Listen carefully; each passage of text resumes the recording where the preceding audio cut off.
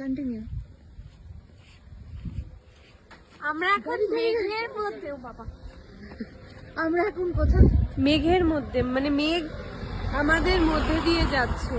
হ্যাঁ, পেছনে মেঘ হচ্ছে, মেঘ আমাদের নিচে। ওই যে দেখ কিভাবে উঠে যাচ্ছে মেঘ।